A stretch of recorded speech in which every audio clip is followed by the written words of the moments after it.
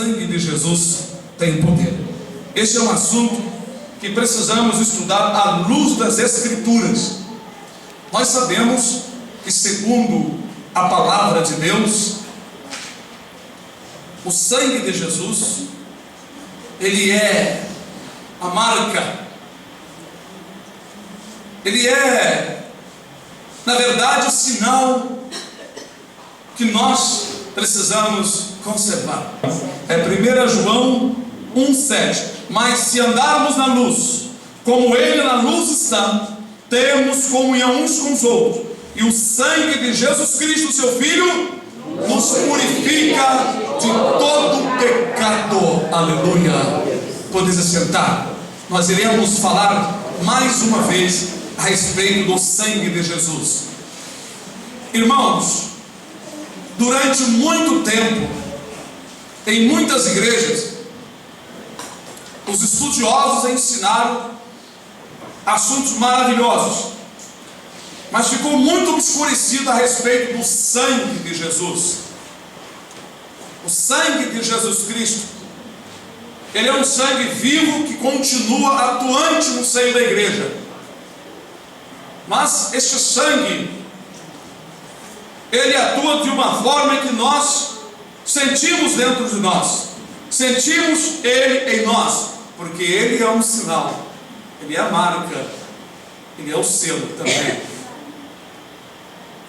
Esse versículo da epístola de 1 João 1,7 diz que o sangue de Jesus nos purifica mediante a uma condição. Vocês notaram o versículo? Mas se andarmos na luz. Então o sangue, ele só funciona se eu querer andar na luz. Se eu quiser me submeter, ele entra em ação. O sangue de Jesus só tem ação na minha vida se eu querer. Presta bem atenção. Não estou ensinando uma doutrina fora das Escrituras. É que durante muito tempo isso não tem sido ensinado corretamente. Mas os irmãos vão observar que o sangue de Jesus até hoje continua atuante, purificando, operando. Mas que sangue é esse? Será que é aquele sangue do corpo físico do Senhor que foi derramado na cruz? Aquele é simbólico, mas o verdadeiro sangue está em nós, dentro de nós, operando conosco. Mas se andarmos na luz, se nós quisermos andar na luz, se nós nos esforçarmos de viver uma vida nas claras, que o cristão ele tem que ser transparente como um vidro, sem uma mancha, que dá para olhar de um lado para o outro. Se nós nos colocarmos na vontade de Deus, este sangue de Jesus vai nos purificar. Há um processo, há um trabalho. Como que ele faz isso? Será que é simplesmente quando eu tomo uma decisão de servir a Deus? Se andarmos na luz, é uma condição. Como Ele, Deus, na luz está, temos comunhão uns com os outros. Se nós não andarmos na luz, nós não temos comunhão. Comunhão é quando um cristão está em harmonia com o seu irmão. Se este dedo aqui começar a morrer por uma doença, como por exemplo a gangrena, não é? Esse dedo não recebe mais funções que o corpo manda, que a cabeça manda. É necessário cortá-lo, porque ele vai contaminar a sua doença, vai passar para os outros membros. É aí que nós entendemos que uma pessoa que delibera a não servir ao Senhor, ele tem que ser cortado do seio da igreja. Porque se ele na sua rebeldia continuar no pecado, ele vai contaminar aos poucos as outras pessoas e vai matando as pessoas aos poucos. É assim que funciona segundo as Escrituras. É uma situação até difícil de se lidar a respeito de excluir uma pessoa. Mas a exclusão é só quando a pessoa delibera a não querer ser um verdadeiro cristão e insiste em estar no meio do povo de Deus. Porque Paulo, pelo Espírito, ele diz: tirai dentre vós aquele que dizer que for cristão, mas for devasso, beberrão, adúltero, maldizente. Aí vai falando as qualificações do pecado. A pessoa diz ser cristão, mas ele na verdade pratica as coisas que desagradam o Espírito Santo, que causa morte espiritual nas outras pessoas. De maneira que esta pessoa, ele não tem mais comunhão com o outro, e nem com Deus, e nem o sangue de Jesus está mais na sua vida. Como está escrito, se andarmos na luz como Deus na luz está, nós temos comunhão uns com os outros. A palavra comunhão, comungar, é participar, estar junto, estar unido, é concordar, estar de acordo no mesmo pensamento. Isso é comunhão.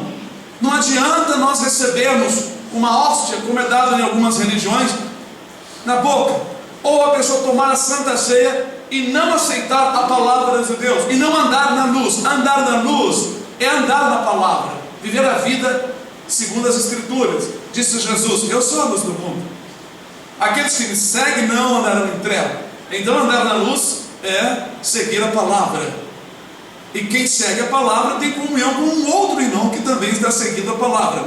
É muito importante isso, aleluia. E quando nós encontramos um irmão que segue a palavra, que tem um amor pela verdade, nós sentimos amor por aquele irmão, nós sentimos comunhão. Parece que nós nos conhecemos há milhares de anos, aleluia, porque é o Espírito Santo que nos faz sentir membro da mesma família, porque o sangue de Jesus corre em nossas veias espirituais, nos tornando irmãos, membro da mesma família, filhos de um mesmo Pai, aleluia. Por isso que a família de Deus, a igreja é uma família de Deus, e ela deve ser unida, e a igreja deve tirar as diferenças, e as diferenças na verdade está em cada pessoa que tem dificuldade de compreender, aleluia. O sangue de Jesus é muito importante, ele é vida, aleluia. Mas eu quero falar sobre um hábito no meio pentecostal. É natural entre o povo de Deus, principalmente no povo pentecostal, repreender qualquer mal ou alguma coisa que cause pavor entre o povo de Deus, e até se expulsa os demônios usando a expressão: o sangue de Jesus tem poder, sai Satanás. É muito usado isso em algumas pessoas, ou em muitas pessoas, mas na verdade não vemos esta expressão nas Escrituras, não é? Não vemos este hábito entre o povo de Deus no passado. Porém o Senhor, por sua infinita misericórdia, atende ao seu povo quando assim pronunciam esta palavra por causa da fé e do que está nos seus corações.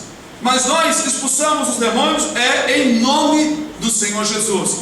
Assim o Senhor Jesus nos ensinou, porque o sangue não é para expulsar o demônio, o sangue é para outra coisa.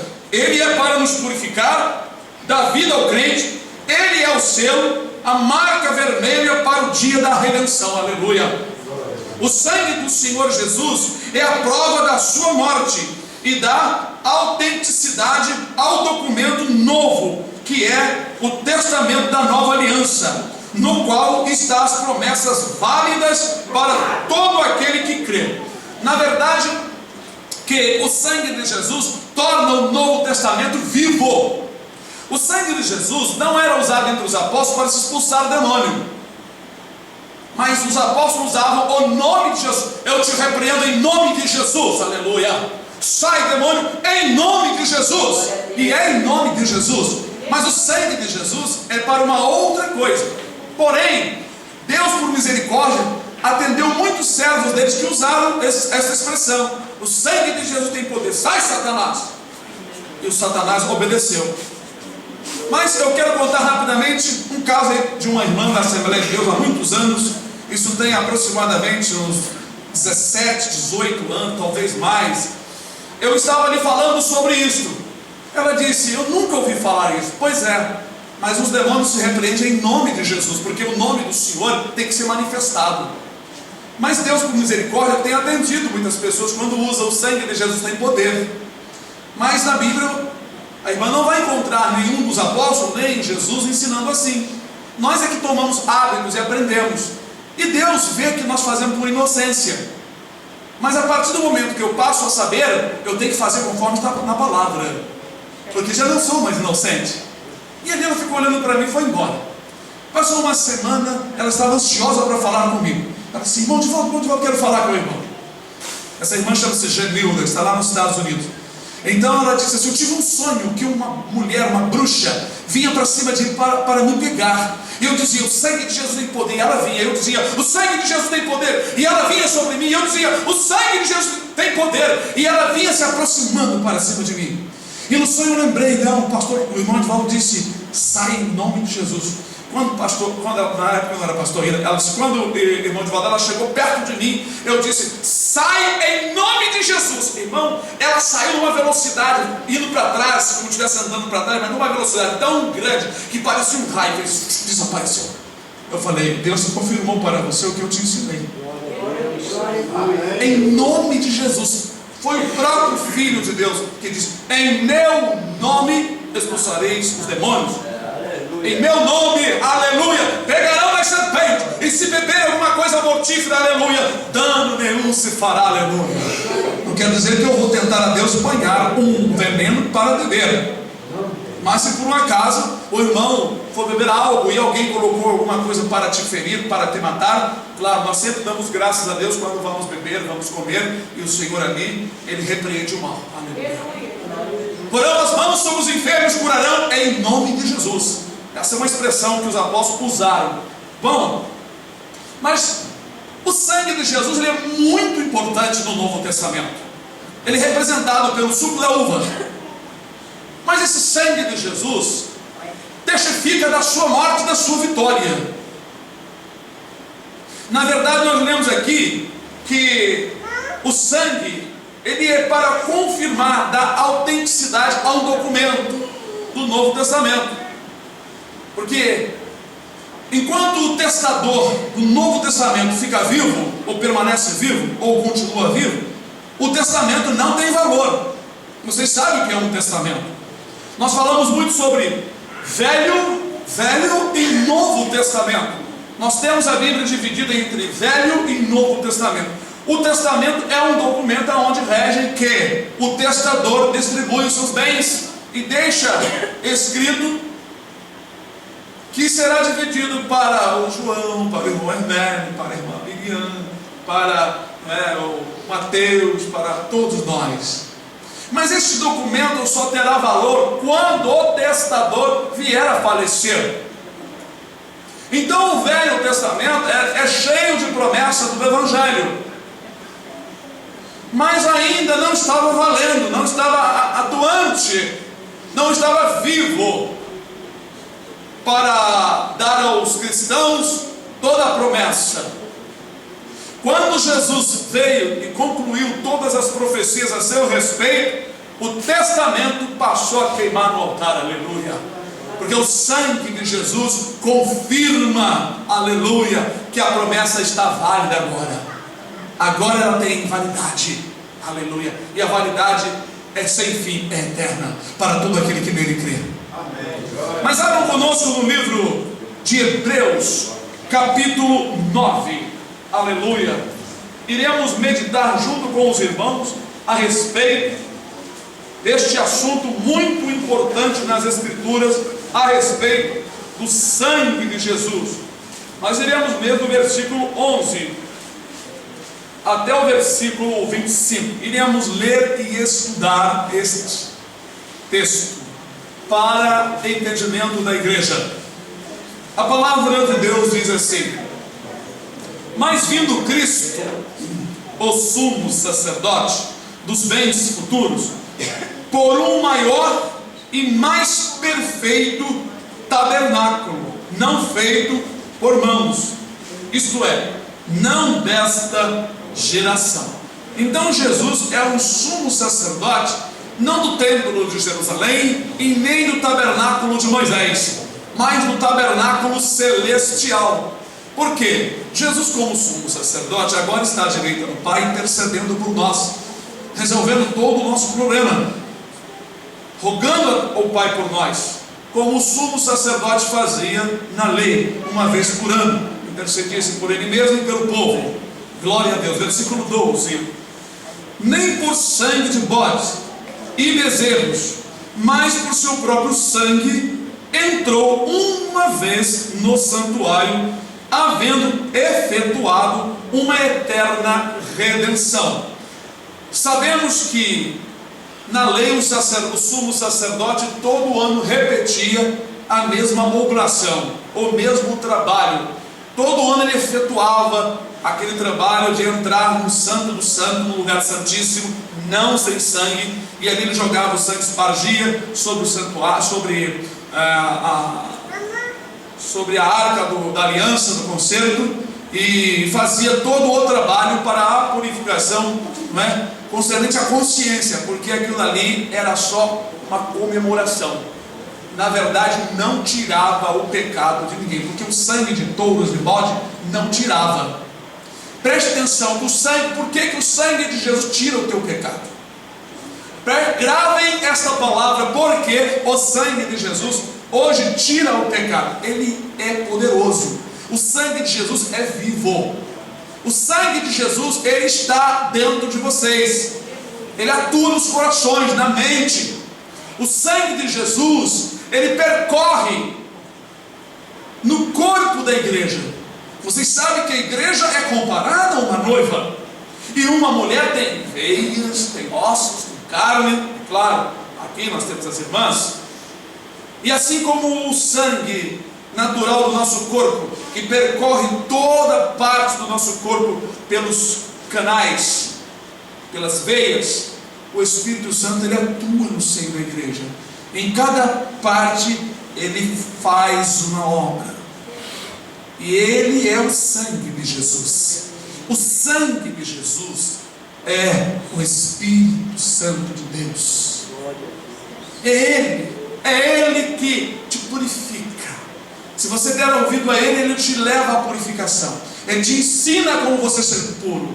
Se você obedecer, quiser andar na luz, é Ele que vai te levar à santidade. Mas vamos ver esse trabalho todo. Versículo 13 de Hebreus. Porque se o sangue de touros e bodes e a cinza de uma novilha esparzida sobre os imundos os santifica quanto à purificação da carne, não da alma. Presta bem atenção, que aquele trabalho do Velho Testamento, ele purificava quanto à carne. Era uma imagem, era uma sombra do verdadeiro sacrifício que é o de Jesus, o qual foi feito uma só vez. Não precisa Jesus morrer várias vezes. Uma só vez ele morreu e agora está ao lado de Deus. Não é? Versículo 14: quanto mais o sangue de Cristo, que pelo Espírito, ó o sangue aqui, ó quem é ele. Quanto mais o sangue de Cristo, que pelo Espírito eterno se ofereceu a si mesmo imaculado a Deus, purificará as vossas consciências das obras mortas para servir ao Deus vivo. Como que este sangue purifica nossa alma, nossa consciência, aleluia, para nós servirmos ao Deus vivo? Como que funciona isso? Como que esse sangue atua? Vocês sabem que o nosso sangue é vivo. Ele percorre, ele é bombeado pelo coração e leva o que para nós? Leva nutrientes, leva oxigênio, leva um monte de propriedade que o nosso corpo necessita. Ossos, unhas, cabelo, dente, olhos, toda parte do nosso corpo está conectada ao sangue, através de veias, cérebro, tudo recebe nutriente, todo o corpo. Nós então comparamos cada parte do corpo como membros em particular, e este sangue ativo e vivo percorrendo na igreja, o Espírito Santo de Deus. É Ele que te protege. Esse sangue de Jesus, na verdade, te purifica porque ele te convence, te leva à obediência, não é? O versículo 15 diz assim: e por isso é mediador do Novo Testamento, para que, intervindo a morte para a remissão das transgressões que havia debaixo do primeiro testamento, os chamados recebam a promessa da herança eterna. Aleluia. Veja, irmão, que intervindo a morte, ou seja, o testador morrendo, né, ele automaticamente é um remidor. Com a sua morte, nós fomos redimidos. Ou seja, a sua morte serviu também para pagar o preço das nossas ofensas. E aí a promessa da vida eterna nos é concedida gratuitamente. Se o testador não morresse, nós estaríamos aguardando até hoje. Mas ele morreu, deu autenticidade aos escritos antigos, ao Velho Testamento, às promessas, e agora nós estamos com ela em nossas mãos. Se não deixarmos cair e perseverarmos até o fim, nós seremos salvos. Se perseverarmos até o fim, os predestinados serão salvos. Ou, se os predestinados perseverarem até o fim, porque na verdade só é predestinado quem vai até o fim. Esse negócio de dizer que uma vez salvo e salvo para sempre e continuar no pecado do mundo, isso aí não é fruto bom, é uma árvore ruim. Árvore boa dá fruto bom, árvore ruim dá frutos maus. Aleluia, glória a Deus. E assim que se conhece quem é de Deus. Quem é de Deus ouve a voz de Deus. Jesus disse para os judeus religiosos: vós não sois de Deus, porque não ouvis a sua voz. As minhas ovelhas ouvem a minha voz. Aleluia. Voltando então ao versículo 16, diz assim: porque onde há testamento, necessário é que intervenha a morte do testador. Claro, por que é necessário? Se não houver a morte do testador, aquele testamento não tem validade. Nós já vimos vários casos de pessoas muito antes de morrer, fazer um documento de um testamento em que ele põe os seus bens, todos os seus bens, dividindo para os filhos, netos e parentes. E ali, aquele documento, enquanto ele não morre, não tem valor, mas morrendo o testador, aquele documento passa a ter valor, e as pessoas que estavam aguardando as suas bênçãos têm oportunidade de recebê-las. Glória a Deus. Então, o sangue da pessoa, a morte da pessoa, dá vida, dá autenticidade ao documento. Versículo 16, ou seja, 17: porque um testamento tem força onde houver morte, ou terá ele algum valor enquanto o testador vive? Não tem, não é, irmãos? Pelo que também o primeiro não foi consagrado sem sangue, o primeiro testamento. Porque havendo Moisés anunciado a todo o povo todos os mandamentos, segundo a lei, tomou sangue dos bezerros e dos bodes com água, lã, púrpura e sopo, e aspergiu tanto mesmo o livro como todo o povo, dizendo: este é o sangue do testamento que Deus vos tem mandado. Aleluia. E semelhantemente aspergiu com sangue o tabernáculo e todos os vasos do ministério. Vamos dar uma palavra nesses versículos aqui. Veja que o sangue é aspergido sobre o povo. Na verdade, o sacerdote não ia em cima do povo, jogava sangue em cima das pessoas, mas em direção das pessoas ele fazia isso, ele se espargia.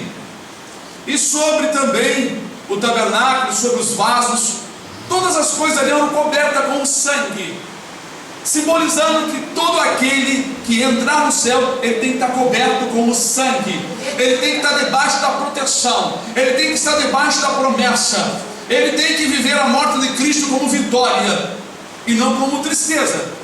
O sangue de Jesus jogado sobre os utensílios ali significava que um dia o sangue dos bodes, jogado em cima dos utensílios, significando que um dia o sangue de Jesus estaria sobre toda a igreja, porque tanto o tabernáculo como os utensílios, vasos, mesas, altares, tudo representa a igreja unida. E o sangue de Jesus hoje está sobre a igreja e na igreja, porque aquele que não tem o sangue de Jesus, ele está desprovido, desgarantido, não tem garantia para entrar no reino dos céus. O sangue de Jesus é como aquela marca lá no Egito que o Senhor mandou marcar com o sangue do cordeiro, a verga e a ombreira das portas dos judeus, como nós estudamos outra vez. Aquilo ali dava garantia de nenhum dos primogênitos morrerem dentro dos lares dos judeus, aleluia. Estudamos sobre os primogênitos, que na verdade quem tem o sangue de Jesus, ele está imune a perder a salvação, está imune ao inferno. Para isso devemos manter o sangue de Jesus em nossas vidas, aleluia. Este sangue de Jesus que nos protege, que nos purifica, que nos santifica, que nos convence concernente a nossa consciência, ele não é outra pessoa senão o Espírito Santo de Deus. Glória a Deus, bendito seja o nome do Senhor. Assim como o sangue nos purifica de todo pecado, Jesus disse, e o Espírito Santo, quando o Pai enviar, ele convencerá o mundo do pecado, do juízo e da justiça, porque ele é o sangue, porque ele leva a pessoa à obediência. Como que o sangue trabalha? Nós vemos que dentro de nós o sangue percorre em todo o nosso corpo, levando os nutrientes. Como que o Espírito Santo faz com a igreja? Ele leva para cada um irmão a necessidade do conhecimento, do entendimento que você pode entender. Nem todo mundo entende a mesma coisa aqui, mas cada um pega um pouquinho e o Espírito Santo vai dando a cada um mediante a fé de cada um.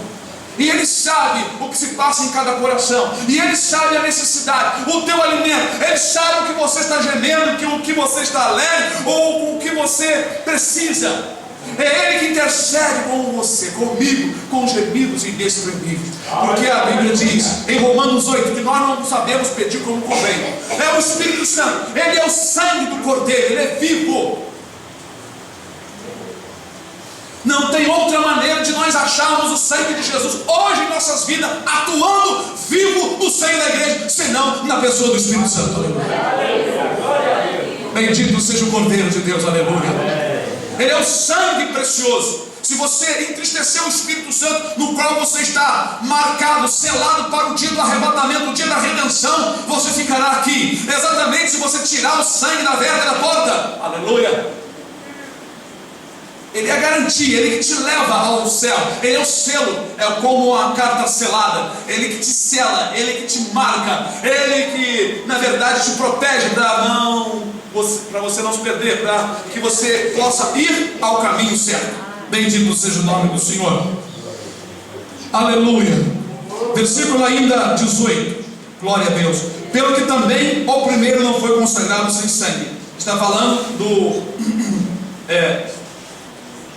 no Velho Testamento. Eu já li, né, o versículo 19. O versículo 20 diz: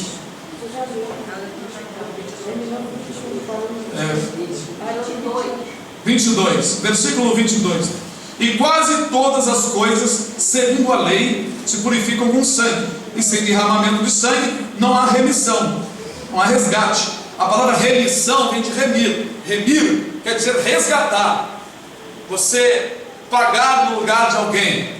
Você, por exemplo, pagar um preço, uma fiança, não é? Você ser fiador, a pessoa está presa e para ela ser solta precisa ser paga uma quantia. Então vem o remidor, não é? E ali ele paga o preço e aquela pessoa é liberta. Foi isso que Jesus fez.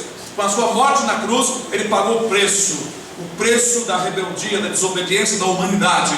E nós, quando cremos em Jesus, nós nos tornamos livres, perdoados, lavados e remidos pelo sangue de Jesus. Aleluia. Oh, glória a Deus. Bendito seja o nome do Senhor. Aleluia. Glória a Deus. Aleluia. Versículo 23. De sorte que era bem necessário que as figuras, veja que as coisas lá do templo eram figuras das coisas que estão nos céus, assim se purificasse. Vamos dar uma pausa aqui no versículo. Ele está dizendo que era necessário que aquelas figuras recebessem o sangue dos bodes, dos touros. Aquelas figuras, era necessário receber o sangue. Estão entendendo? Eu estou falando assim para os irmãos captarem. O que é uma figura? Uma figura é uma coisa representativa. Por isso que no livro de Hebreus e também Paulo diz que a lei, tendo a lei a sombra dos bens futuros, ou a figura de um bem futuro, ou sendo muitas coisas como alegoria. Vocês sabem o que é um carro alegórico no carnaval? que significa alegoria? Alegoria é uma coisa representando algo, né? Você faz um trabalho que vai representar algo.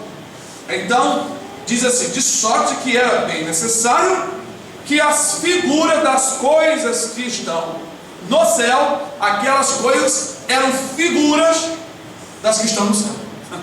Os vasos, o altar, o povo, o sacerdote, todas aquelas coisas eram figuras das coisas que estão no céu. Assim se purificassem, era necessário que aquelas coisas se purificassem. Mas as próprias coisas celestiais, preste atenção agora, aqui está dizendo, vai entrar num caminho que houve uma purificação lá no céu. Mas as próprias coisas espirituais com sacrifícios melhor do que este. O sumo sacerdote, uma vez por ano, entrava atrás, então, da cortina, do véu, e lá tinha os dois querubins com as asas abertas, olhando para dentro de uma caixa, que era a arca da aliança, a arca do concerto. E o sumo sacerdote entrava ali uma vez por ano, significando que um dia um único sumo sacerdote iria entrar no lugar santíssimo. Esse lugar santíssimo é o céu, para purificar as coisas que estão lá em cima. E assim ele fez. Mas que coisas? Aí veio o mistério. Jesus, quando entrou no céu, lembram quando ele ressuscitou e Maria apresentou-se diante dele? Duas partes importantes aconteceu ali com Jesus.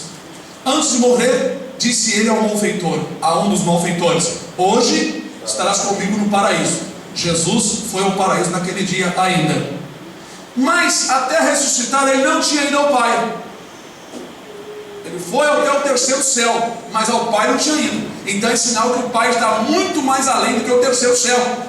Quando ele ressuscitou, Maria estava ali chorando, e ele se apresentou e disse: mulher, por que chora? Senhor, se tu viste onde colocaram o meu Senhor, me mostra. Então ele disse: Maria. E ela olhou: Raboni, ou Rabone. E ali ela: mestre, se alegrou. E o Senhor disse: não me detenhas, porque eu ainda não subi para o meu Pai. Aleluia. Então ele disse: vai, diga aos meus irmãos que eu vou para o meu Pai, vosso Pai, meu Deus, vosso Deus. Quando ela foi, então Jesus foi lá fazer igual o sumo sacerdote fazendo ali. Ele entrou lá no sumo, no santo do santo, e ali então, com o seu sangue, juntamente com o Espírito e com o seu sangue: Pai, aqui está os sinais da minha morte, cumpri todo o meu trabalho. Agora, o porquê que foi purificado? Por que foi isso? Porque quando o diabo e toda a raça humana lá no céu pecamos contra Deus, ficou a mancha do pecado lá em cima. Lá no santuário, Salmo 73 diz: ó Senhor, levanta-te contra tudo que o inimigo tem feito de mal no santuário. Esta profecia, quem lê pela história, pensa que o salmista está falando da destruição aqui na terra lá de Jerusalém. Claro, ele está falando da destruição, sim, mas o Espírito Santo que usou o salmista está falando da mancha do que o diabo fez nos céus, quando ele se levantou contra Deus, quis ser igual a Deus, e ficou a mancha do pecado lá. Porque quando ele caiu, irmão, não foi uma coisa bonitinha de se ver, não, irmãos. Foi revoluções, foi lutas e pelejas, e os anjos se transformando em demônios, irmãos. Houve uma guerra no céu, e Eva foi enganada lá no jardim celestial. Por isso que Eva agora está sofrendo na face da terra. Eva sofre muito. Aleluia. Por isso que este versículo de Hebreus, revelador, diz que Jesus, ele com seu próprio sangue entrou num lugar celestial, no próprio céu, no santuário de Deus, para purificar as coisas que estavam lá em cima. Na verdade, irmão, não tinha nada sujo lá em cima. É que ficou registrado a revolução lá do céu. Estava lá registrado. E somente uma pessoa poderia apagar todo o mal que foi praticado, todo escrito, só Jesus. Então o céu tornou-se limpo, e o Senhor Deus apagou do registro toda a mancha, toda a revolução que houve lá em cima. Por isso, vou ler novamente, está escrito: de sorte que era bem necessário que as figuras das coisas que estão no céu assim se purificassem, mas as próprias coisas celestiais se purificassem com sacrifícios melhores. Não está escrito se purificassem, mas o verbo, ele repete ocultamente a palavra, não é? Quem sabe português sabe muito bem que está se falando em purificação do céu, né? Mas as próprias coisas celestiais com sacrifício melhor do que este. Aleluia! Porque Cristo não entrou num santuário feito por mãos, figura do verdadeiro, porém no mesmo céu, para agora comparecer por nós perante a face de Deus, nem também para si mesmo se oferecer muitas vezes, mas como o sumo sacerdote, aleluia, cada ano entra no santuário com o sangue alheio. De outra maneira, necessário lhe fora padecer muitas vezes desde a fundação do mundo, mas agora, na consumação dos séculos, uma vez se manifestou para aniquilar o pecado pelo sacrifício de si mesmo. Então, irmãos, lá no céu tinha o que? O escrito do pecado. Lá estava o registro do pecado, da revolução que Satanás fez. Quando os anjos caíram e toda a raça humana, houve uma tristeza, houve luto nos céus, houve angústia. O próprio filho se angustiou. Nós vemos isto quando Davi se entristece pela queda de Saul. Saul representa o diabo, que começou em glória e acabou em desobediência, e Davi representando Cristo. É um mistério muito grande, mas eu quero dizer para os irmãos uma coisa. Muitas pessoas não entendem que quando Isaías 14 diz que Satanás, ele dizia no seu coração que queria subir acima das estrelas de Deus, e das bandas do lado do norte iria colocar o trono dele, e ele disse: serei semelhante ao Altíssimo. Isso não foi, irmãos, um pensamento de uma hora, de um minuto. Isso foi uma revolução, uma revolta programada. Isso foi um caos lá nos céus. Os irmãos pensam que foi uma briguinha de discussão entre Deus e Lúcifer, ou Deus e o querubim ungido? Não, irmãos, isso foi projetado. Satanás foi trabalhando na mente da raça humana e na mente dos anjos, que hoje são demônios, aleluia, oh glória a Deus. Satanás trabalhou isso durante tempo. Houve uma contaminação, irmãos, ele era um mundo muito grande, não é igual a Terra, que é uma molécula voando no espaço ou parada no espaço tão grandioso que nós conhecemos. A coisa foi triste, não foi coisas boas de se ver. Imagine os anjos que outrora gozavam de glória e agora estão caindo, sendo expulsos da presença de Deus em forma de demônios. Imagine vocês que têm olhos para ver e têm uma face lisa, têm cabelos, de repente, por desobediência, Deus transforma você num bicho mais horrível e esquisito na face da terra. Como serão transformadas as pessoas no inferno? Imaginem a perda, imagine a tristeza que houve no coração também dos outros anjos.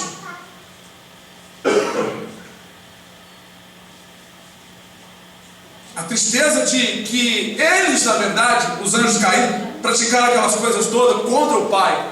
É a tristeza do coração do Pai. Você abre o livro de aleluia, glória a Deus, santo, santo é o Senhor. Irmão, você abre o livro de Judas, você vê uma expressão ali muito interessante. Eu já meditei muito sobre aquilo.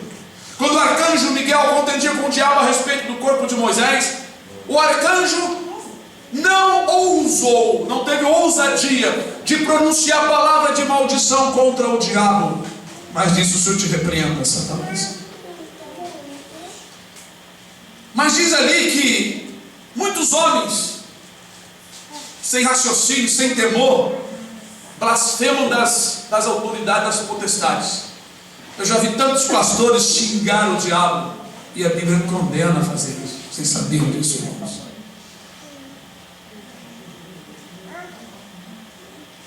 Irmãos, a Bíblia diz para nós não termos prazer na destruição de ninguém. Os demônios, eles atuam massacrando o povo e perseguindo a igreja, mas o sofrimento deles será triste demais. Eles sofrerão eternamente. Eles já estão debaixo de maldição. Então a Bíblia manda para nós não usar palavra de maldição contra os demônios. Nem Jesus usou, nem os apóstolos usaram. Vocês não vão encontrar isso nessa escritura. Vocês só vão encontrar isso nos pastores de hoje. Líderes que não têm revelação, têm conhecimento de história e de versículos bíblicos, mas não têm revelação.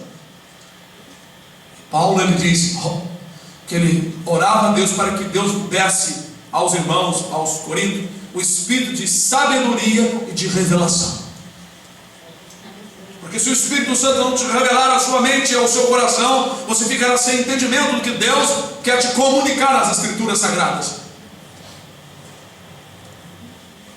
Bendito seja o nome do Senhor, irmãos. Eu quero dizer uma coisa para os irmãos. Foi muito importante Jesus ter ido lá nos céus.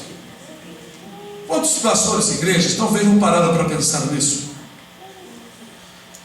Eu não inventei nada não, irmãos. Está escrito aqui, vocês leram comigo. Quem conhece português sabe de pontuação. Eu não conheço tanto, mas dá para entender perfeitamente que lá no santuário do tabernáculo as coisas eram purificadas com sangue de animal. Mas Jesus entrou num santuário não feito por mão de homens, para purificar as próprias coisas celestiais. Mas por que purificar? Aí está um enigma, um mistério. Para purificar as próprias coisas espirituais. Quando o sumo sacerdote purificava os vasos, os altares, o altar do incenso, aquelas coisas todas ali, significava que um dia o altar celestial, o templo celestial seria purificado.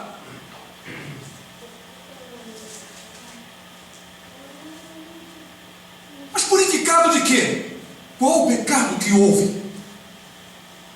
Que mancha estava lá em cima?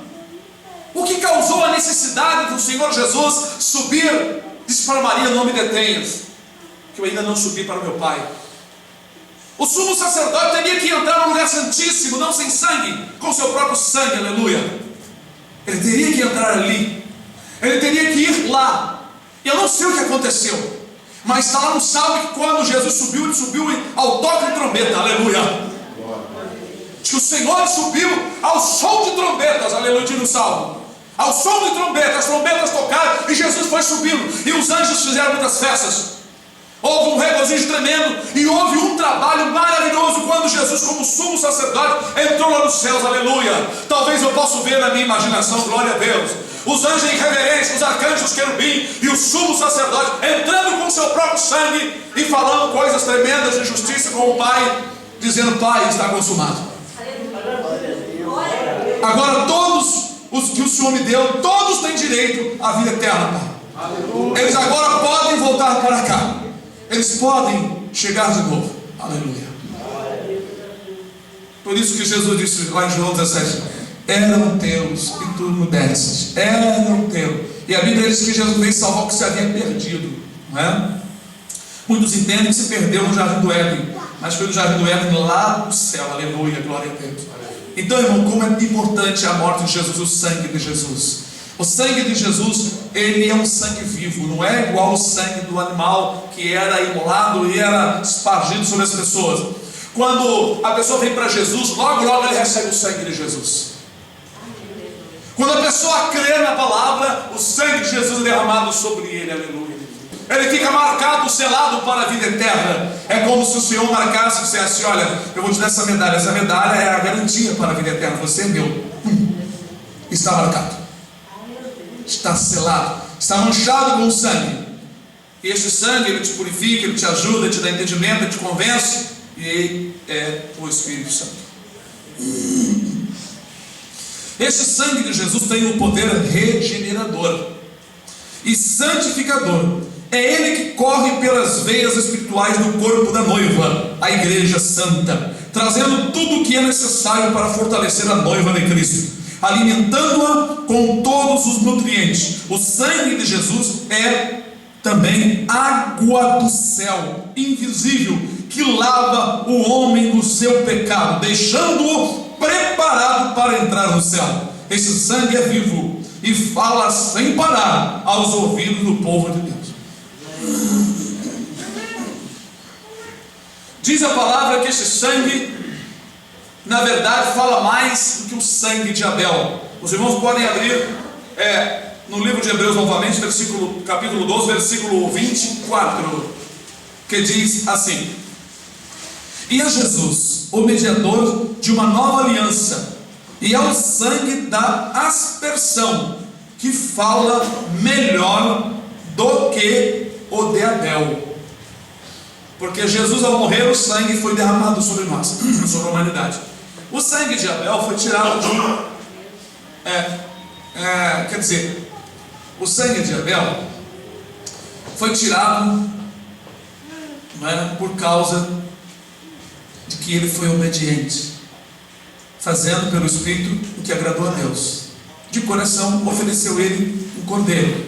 Seu irmão, invejado, já com o espírito das trevas operando no seu coração, matou o seu irmão. Aquele sangue de Abel, na verdade, serviu durante muitas gerações, falando aos corações como um símbolo de dois povos: um povo remido que faz de coração o que agrada a Deus, e um povo rebelde que tenta fazer a vontade de Deus, mas tem um coração fechado e mata o seu irmão. Então essa história vem falando, porque a morte de Abel, o seu sangue, vem falando. O seu sangue, na verdade, serviu como uma imagem, um símbolo, uma figura, o sangue de Jesus. Mas diz aqui que esse sangue de Jesus, que foi aspergido, fala melhor. Ele fala melhor do que o sangue de Abel. O sangue de Abel, durante algumas gerações, foi vivido a história do primeiro homicídio. Mas o sangue de Jesus fala com mais poder. Porque, sendo ele o Espírito Santo, ele fala a mente, ele fala o coração, ele nos ensina, ele nos instrui, ele traz a sabedoria de Deus para dentro de nós, ele nos faz lembrar das histórias e nos ensina o que elas estão querendo nos dizer. Por isso que o sangue de Cristo fala melhor do que o de Abel, porque é o Espírito Santo que fala conosco. Abra também no livro de Isaías, capítulo 30, versículo 21. Aleluia! Vamos ouvir o que o Senhor fala pela sua palavra. Ele diz isso, Isaías 30, versículo 21. E os teus ouvidos ouvirão a palavra. Olha o sangue de Cristo falando mais do que o sangue de Abel. Aqui está falando que futuramente o povo de Deus iria ouvir alguém falar com eles. E os teus ouvidos ouvirão. Estava para o futuro, a profecia ainda não tinha se cumprido. Os teus ouvidos ouvirão a palavra do que está por detrás de ti, dizendo. Veja que o verbo estar é presente, e o verbo ouvirão é futuro. Então, o que quer dizer isso aqui?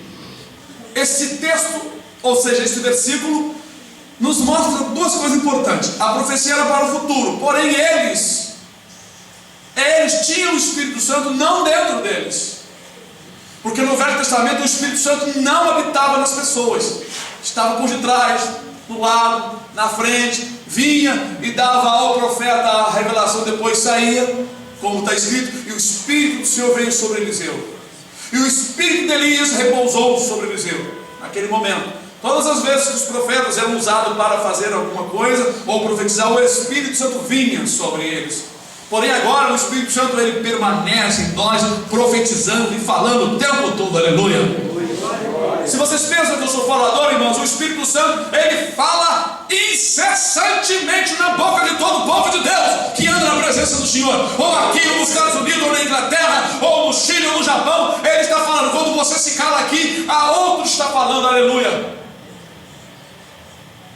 Eu vou dizer uma coisa para vocês, irmão.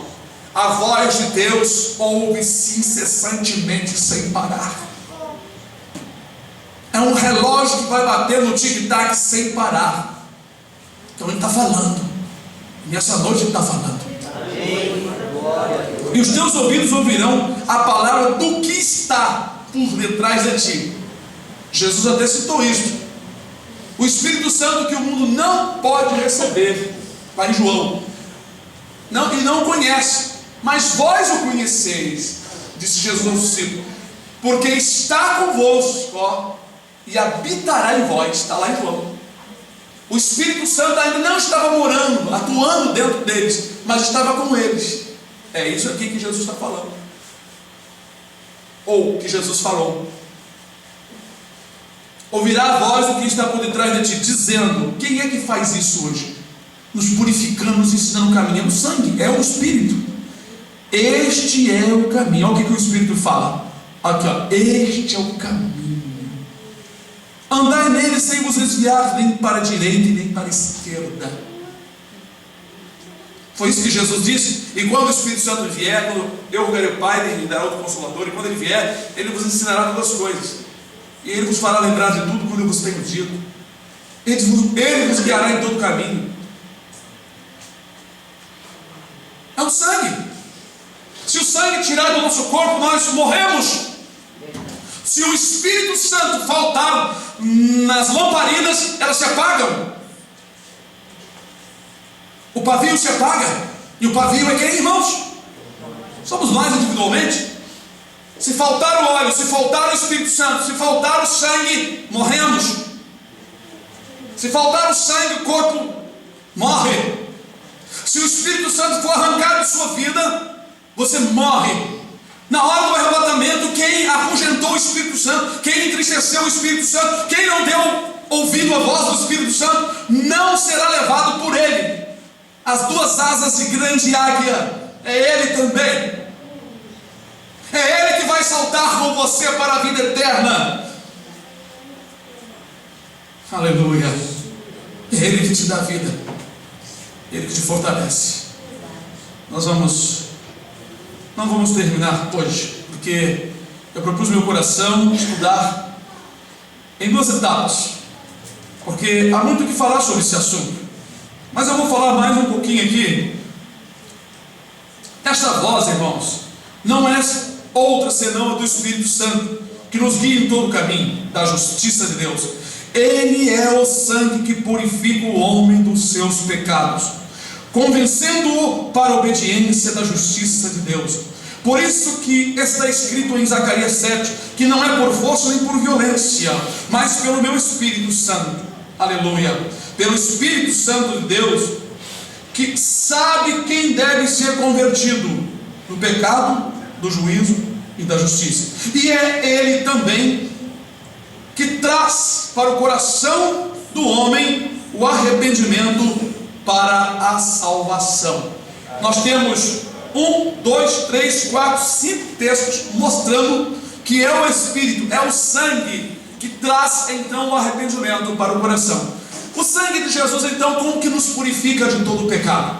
Ele nos purifica da seguinte maneira: te levando à obediência, te convencendo que você está errado, mostrando o caminho para você, trazendo ao teu coração um arrependimento sincero, te ajudando a te humilhar, te ajudando a te acalmar, te ajudando a entender, te ajudando a confessar. E é aí que o sangue te purifica. Aleluia. Porque o sangue só purifica quando você dá ouvido ao sangue, quando você age como ele te ensina. Aleluia. Sabe por que as igrejas estão abrindo as portas para as coisas do mundo, para a modernidade? Porque está faltando sangue. Há um outro espírito disfarçado do Espírito Santo dentro das igrejas, e os crentes não estão tendo discernimento. Aleluia. E estão comendo carne envenenada, pensando que é carne boa. Porque o Espírito Santo, ele tem uma afinidade com a palavra. Igreja que não se estuda a palavra, igreja que só quer pula-pula e ver poder e viver no poder, e não gostam de estudar a palavra. Algo está errado, porque Jesus disse: e ele me glorificará, falando do Espírito Santo. O Espírito Santo, ele foi deixado para ajudar a igreja. Ele é a graça de Deus, para ajudar a igreja a entender, a obedecer, para santificar a igreja, para levar a igreja à santidade, para apresentar a Cristo. Quando o Espírito Santo sair daqui para encontrar com o Senhor nos ares, porque isso tudo será invisível, será no abrir e piscar de olhos. Quando ele sair daqui, ele vai sair com uma mulher limpa, uma noiva adornada, purificada, santificada, lavada pelo sangue. Aleluia, glória a Deus. Irmão, se você for duro de coração e você não cede, você não irá no arrebatamento. Se você não se inclina, se você tem uma dura cerviz, você não se humilha, será impossível ver Cristo. Aleluia. Porque quando nós citamos muito o livro de Hebreus, que diz: segui a paz com todo e a santificação, sem a qual ninguém verá o Senhor. A santificação é pureza, e é o sangue que faz isso. Às vezes as pessoas dizem assim: Senhor, cobre com o meu sangue, e está na rebeldia, cheio de vaidade. Como é que Jesus vai cobrir uma pessoa com sangue? No livro de Atos dos Apóstolos está escrito que o Espírito Santo é dado aos que lhe obedecem. Está em conformidade com a epístola de João. Se andarmos na luz, se nós obedecermos, assim como Deus na luz está, temos comunhão uns com os outros, e o sangue de Jesus Cristo nos purifica de todo pecado. Então o Espírito Santo me é dado se eu querer obedecer. Senhor, eis-me aqui. Senhor, eu quero fazer tua vontade, porém eu não tenho condições, eu não tenho força, eu não tenho entendimento, não tenho sabedoria, mas eu quero. Aí a pessoa recebe então o Espírito Santo, e o Espírito Santo começa a mover a mente, o coração. Ele passa a ensinar a pessoa o caminho reto, o caminho que tem que seguir. Por isso que a Bíblia diz: não entristeçais o Espírito Santo. Não tire o sangue de Cristo, não entristeça, porque se você entristecer o Espírito Santo, o sangue de Jesus automaticamente não estará mais em você. Aleluia. Amém, irmãos? Olha, irmãos, semana que vem nós vamos dar continuidade em nome de Jesus, mostrando para os irmãos como é importante o sangue do Cordeiro. O sangue de Jesus tem